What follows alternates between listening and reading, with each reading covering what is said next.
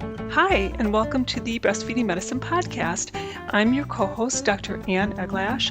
I'm a clinical professor in the Department of Family Medicine at the University of Wisconsin School of Medicine and Public Health and a board-certified lactation consultant. And I'm your co-host, Dr. Karen Bodnar. I am a pediatric hospitalist at Inova Children's Hospital and an assistant professor of pediatrics at Virginia Commonwealth University. I'm also a board-certified lactation consultant. This podcast is produced by the Institute for the Advancement of Breastfeeding and Lactation Education. Hey Karen, how are you? I'm good. It's so good to see you. Yeah, good to see you too. So we have some fun things to talk about today. I want to start talking about precocious puberty and the role of breastfeeding in precocious puberty. So there was a recent study that was published in the Journal of Psychoneuroendocrinology this year, which I didn't even know that kind of journal existed. So that sounded, just the name of it sounds cool. The first author of this article is Wang, and it's entitled Risk Factors for Precocious Puberty, a Systematic Review and Meta-Analysis. So the authors, they define precocious puberty as puberty that starts before the age of 8 in girls and the age of 9 in boys. And I think we all have talked about for years that it seems that precocious puberty has increased, or that we start to see puberty earlier. Or like I've been in practice for more than 30 years, and it seems like there's been this gradual shift over time. And apparently historic data from Europe shows that the age of puberty in girls dropped from around age 17 in the early 19th century to about age 13 in the mid 20th century. And the United States also experienced a similar decline in the first half of the 20th century. And it's been reported that in the last 25 years, the age of puberty in girls has decreased by anywhere between 2.5 to 4 months. So the authors state that precocious puberty varies worldwide, although it is fairly common worldwide. And in the United States, rates are approximately 10% in white girls, 15% in Hispanic girls, and 23% in Black non-Hispanic girls, which is an amazing difference. I found that shocking. Yeah, really shocking. Yeah. Some countries have seen a huge increase in precocious puberty. For example, they cite that in Denmark, they recorded a 6-fold increase in precocious puberty among Danish girls, which rose from 2.6 per 10,000 in 1998 to 14.6 per 10,000 in 2007. So I don't know if that's just increased identification, but I mean, that's a huge, huge increase. So precocious puberty, as you and I know, typically requires a workup to rule out congenital lesions or intracranial tumors. And in some cases, depending on the situation, such as the age of onset, precocious puberty does require suppression of rapid sexual development, especially to prevent short stature, but also to deal with the social and psychological consequences of early puberty. Yeah, I mean, I will say I think it's important to make the point that precocious puberty is defined currently as starting before age 8 in girls and 9 in boys. But right. That isn't necessarily a sign of pathology if there's this downward trend. But really, this, the primary reason that pediatricians worry about it is because there's this concern that it could be caused by a tumor. But then there's a secondary social issue, and I think that's, it's really important to say, like, when you look at those high numbers of like 10%, 20%, if we change the cutoff of what we consider requiring a workup, then those numbers change because it's a screening tool. Exactly. Exactly. Yeah. Like I've seen it as early as age 4. And then that's like clearly abnormal and likely due to something that is not just increased trending downward due to more obesity in our society. Exactly. Yeah. In that particular situation, the child had just a central, like there was no identifiable lesion, so to speak, but it was considered just hypothalamic dysfunction. And she was started on Lupron for several years until she went through puberty, until they stopped it when she was like 12. So this meta-analysis was done to identify risk factors for precocious puberty so that we can identify who's in higher risk and monitor them more closely. And I think that's important because a lot of kids, they sort of miss their well-child exams. Although there's been more of a trend to do well-child exams every year, but depending on insurance and moving and having access to doctors and other providers, sometimes children go, for like in those school age years between 5 and 10, sometimes they're not even seen other than for like sore throats or things like that, because they don't necessarily have vaccine requirements at that time for school. And if they're generally healthy and the parents, are busy or whatever, have low resources, it's not a priority. So the authors identified 13 studies on this topic that focused on risk factors associated with precocious puberty. And there was a total of about 1,965 patients in these 13 studies altogether.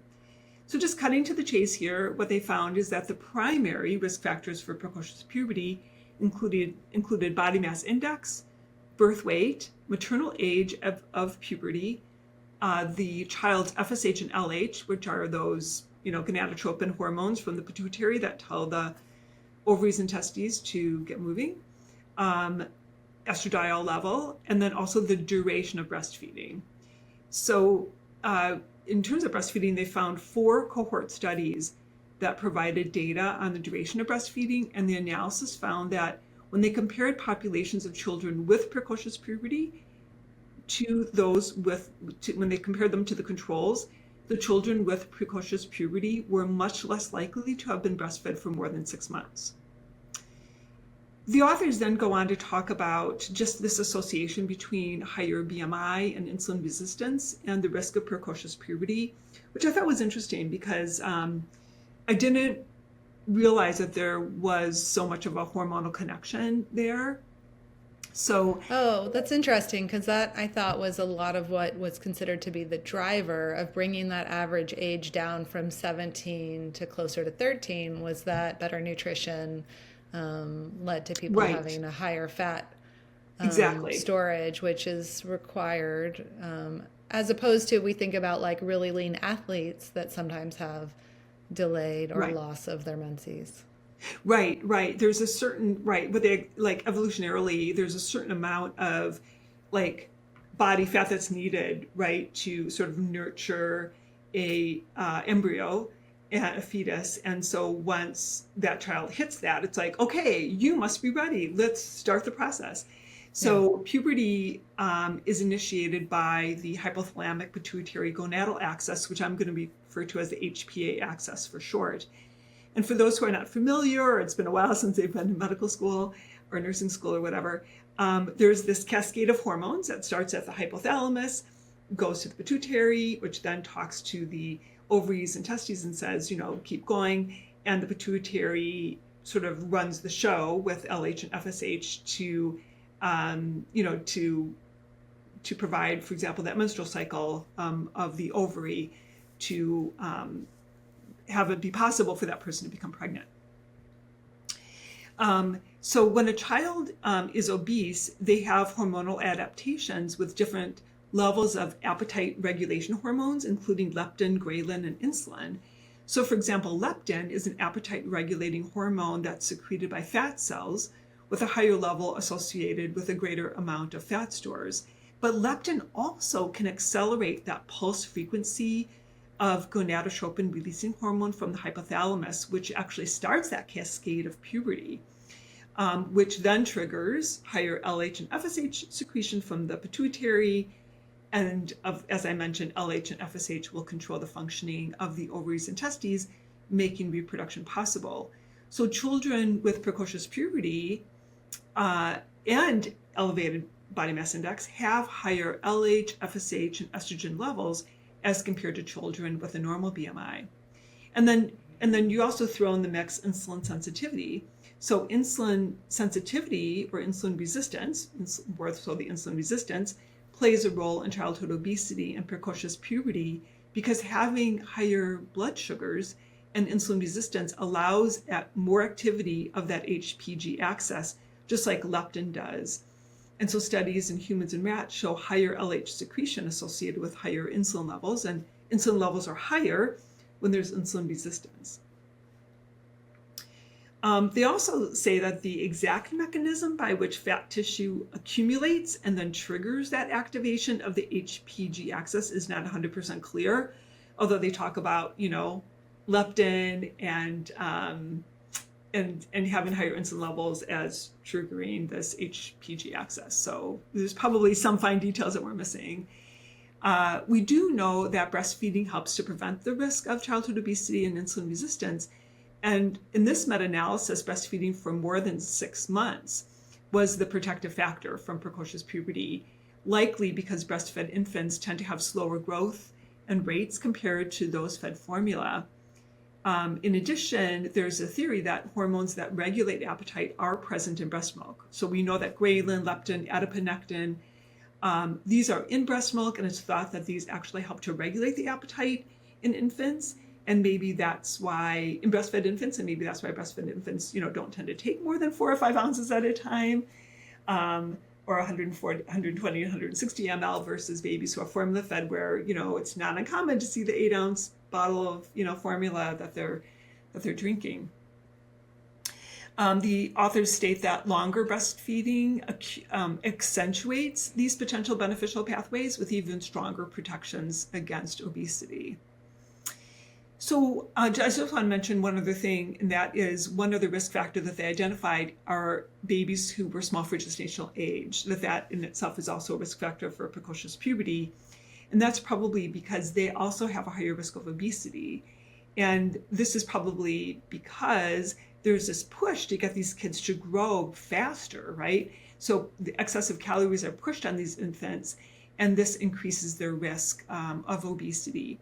So this is definitely one of my soapboxes, and I try to convince healthcare teams to stop fortifying when possible in these healthy NICU grads or other healthy small for gestational age infants, where it's like we just need to give them time, let them grow on their own, and don't try to catch them up really fast, because we're just messing with their metabolics. I understand that the United States Agency for Healthcare Research and Quality, which is also known as AHRQ, is in the midst of updating their evidence on the benefits of breastfeeding for both infants and mothers. And I'm really interested to see how they summarize this evidence, because there's been so much data published since the last time they did the review, which I think was about 2007. That the last review, that was the time they did the last review on the association between breastfeeding and childhood obesity. And they didn't have a really strong statement about that, about that association. And now I think we've accumulated so much more data.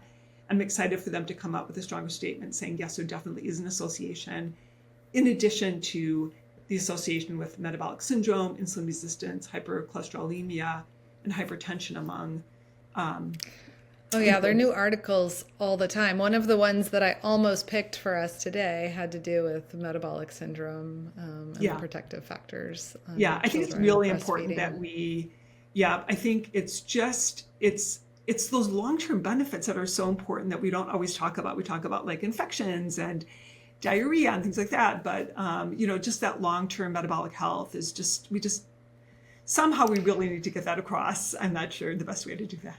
Yeah. Well, and I think that, it also is such a struggle in that people, even if they, think there's some benefit, they're not all getting the support to be able to be successful, right? So more than anyone else, I find it's the patients who are struggling and making 1 to 4 ounces of breast milk per day are the ones who ask me, what is the threshold at which my child gets this benefit? Yes, and, right. I don't have answers to that question. And likewise, if, they have insufficient glandular tissue, what is the change in the benefit per month of breastfeeding for the parent? We don't know, but I know there is some. And so if they're wanting to continue, we try to support them. But most people who make low volumes really don't get the support to keep going, because it takes extra TLC. Yeah. And I think also really just thinking more about how we can advance the whole field of donor milk, that make it affordable, reliable, so that infants, because every infant really deserves the right to have that great start in life with optimal metabolic health. And the alternative shouldn't necessarily need to be formula. Like, we're lucky in our community in Madison where we have a community milk bank that's been very reliable. Give a shout out to MADMA, Madison Area Donor Milk Alliance. It's a game changer for our community, and hopefully other communities will build such entities as well. Yeah, I think it's really important. So I wanted to geek out, and I was, I don't know who forwarded me this article because I don't typically read the New England Journal of Medicine, but there was an article in November of 2024 in a section which they call Clinical Implications of Basic Research, which was called Building Bone While Making Milk. And that was by Lorenz Hofbauer. Although you're going to see as we go through this article that I actually think he should have named it Building Bone After Making Milk.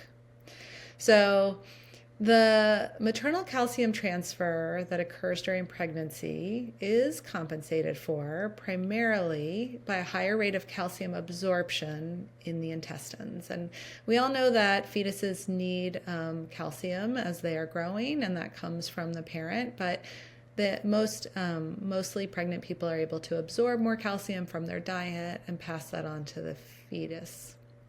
And this is mediated by increased levels of parathyroid hormone-related peptide, PTHrP, which is synthesized and released by the placenta and the breasts. And this peptide induces the synthesis of an enzyme in the kidneys called 1-alpha hydroxylase that in turn produces calcitriol, which is the active form of vitamin D. This endocrine-related adaptation to pregnancy is governed by the high estradiol levels that are present during the late stages of pregnancy and results in a stable calcium level and minimal maternal bone loss, which preserves the maternal skeleton. However, and this is one of my soapbox issues that I love to tell the medical students, like, pregnancy is not physiologically similar to the state that we're in during lactation. I emphasize that a lot when we're talking about drug transfer. Yeah. The endocrine-related adaptation to lactation is fundamentally different from that of pregnancy. It results in a reduction in the maternal calcium level that is twice that of pregnancy. A postpartum decrease in estradiol level combined with increased production of the parathyroid hormone-related peptide in the mammary tissue upregulates something called RANKL, which is the receptor activator of nuclear factor KB ligand. And that pathway promotes creation of osteoclasts and their subsequent activation. And I don't know if this is like one of the things that stuck with you from medical school, but I have this like very distinct memory of them teaching us the difference between osteoblasts, where the B reminds us that it builds bone, and the osteoclasts, which break down bone. Yes. Calcium is then released from bone and ultimately lost to breast milk production. In the context of lactation, this peptide also enhances osteolysis osteolysis.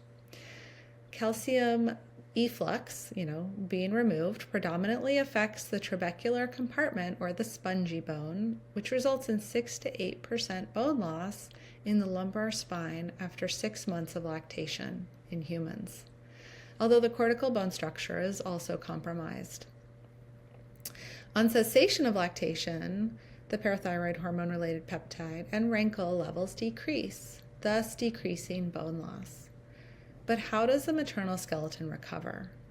A recent study reported by Babi and al. Implicates a newly discovered neuroskeletal circuit. The authors showed that kisspeptin, called KISS1, the best named peptin ever, positive neurons. So these are neurons within the hypothalamic arcuate nucleus, secrete a potent bone-building hormone during lactation, which is called cellular communication network factor 3, or CCN3 for short. After the postpartum decrease in estrogen level, CCN3 enhances the number and differentiation of osteochondrogenic skeletal stem cells, and builds new bone. I think this is fascinating because we're just constantly learning more and more about the molecular biology and these different pathways. The author goes on to describe the methods that Babby used in mouse models to uncover these pathways. I'm not going to go into all of that. He then suggests that if these data were validated in experiments with human cells and humanized models, the neuroendocrine role of CCN3 described would have broad implications. With the development of effective tools to assess CCN3 expression, the role of CCN3 in the pathogenesis of human diseases, such as lactation-induced osteoporosis, could be tested. And given the role of KIS1 neurons in the control of energy balance and gonadotropin-releasing hormone, and hence female reproduction and puberty, it might be hypothesized that defects in CCN3 and KIS1 neurons contribute to bone fragility and low bone formation in women with delayed puberty. This is why I wanted you to go first, so we could have that background about the, puberty. Yeah. Puberty. In women with anorexia nervosa and those with relative energy deficiency in sports, they are more at risk for lower bone formation. Mm-hmm. In light of CCN3 acting as a fast catabolic to anabolic switch, therapeutic strategies to enhance or prolong endogenous secretion of CCN3 or to administer a CCN3 analog could be considered if the findings were validated. And those strategies could improve bone strength in women and men, perhaps even in the healing of bone fractures, which is a major challenge in skeletal medicine. That's really interesting because we've talked probably a fair amount on this podcast about maternal health and bone density. And my impression from what most more recent studies, my understanding is that the maximum bone loss is at around 6 months or until women start menstruating again. And once they start menstruating, their estrogen level goes up and then they can start sort of having a more positive balance in their bone density. And so they start to regain it. So by the time they're nursing their toddlers and they have been menstruating for several months, their bone density sort of looks pretty much like normal, like someone who has not been menstruating or someone who's not been lactating. And so then the question is, well, the PTHRP is still present in breast milk. So how does that balance with estrogen? So maybe the mediator is this peptide, this neuropeptide that... Well, and it sounds like it's really, there are stem cells in the bone that are activated by this peptide. And so, I thought always we lose bone during lactation. I get it. We're giving calcium to our babies. Fine. But when we're done, there is significant rebuilding of bone. And, as people get older, they also lose bone mass. Oh, yeah. So why is it that after weaning, there is this more intensive period of rebuilding that doesn't happen later? It's not just a fact that my bones are more fragile, thus we naturally make up for that. We don't in late life. And so it makes sense to me that there's a system that's okay, we need to reset, we need to repair. Well, I think that, I think that my understanding is that it was more just return of menses and that you start ovarian function again and then you start to rebuild bone just based on what estrogen does for, the anabolic building of bone. And that's what studies seem to show, is that when menstruation starts again, bone building is more likely to happen. I guess and I will say, sorry, this needs to be validated, but what really struck me, and beyond the fact that I like talking about this with you because it's an interesting scientific idea, is that research into women's health and lactation has wider implications for health for all people. And there's so many pathways that we don't understand. I've been thinking a lot about hyperlactation this week because I have a colleague who she just no pumping, just direct breastfeeding, but her body really thinks that she has twins and really wants to make a lot of milk. And if we understood why that was the case for her, it potentially could benefit the people who are, not making enough milk, but have to do research. I don't want to do bench research with mice, but I am so glad that these people do. Right. Yeah. Well, many years ago, when we first started talking about bone loss in lactation, at least in my career, because, obviously I, wasn't born in the 1930s, but in the 1990s, we used to talk a lot about that maybe bone density was greater in that recovery period, that maybe people who lactated had greater bone density by the time they're 50, 60 than those who didn't lactate, because they didn't get that opportunity to have this remodeling that maybe was better. And then various studies were like, no, we're not really seeing this improved bone density from the remodeling among those who lactate versus those who have not. But one of the flaws with some of that research was looking at vitamin D levels and diet. Mm-hmm. So there's a lot of messiness in the data. And so I know that there were some studies that suggested that the matrix was more complex and looked different, which would speak to this neuropeptide or this difference in stem cell signaling. So I feel like there's a lot more to learn. And now when we look at bone density, it's not just bone density in women, but it's also the trabecular bone index, looking at how organized is that trabecular bone. And it would be interesting to look now at women who had many years of lactation or many, many months of lactation versus those who didn't. Not just comparing bone density, but let's look at that trabecular bone index. Oh, that's interesting. I wasn't aware of that. Look at the bone index, because that doesn't come up very much in my patient population.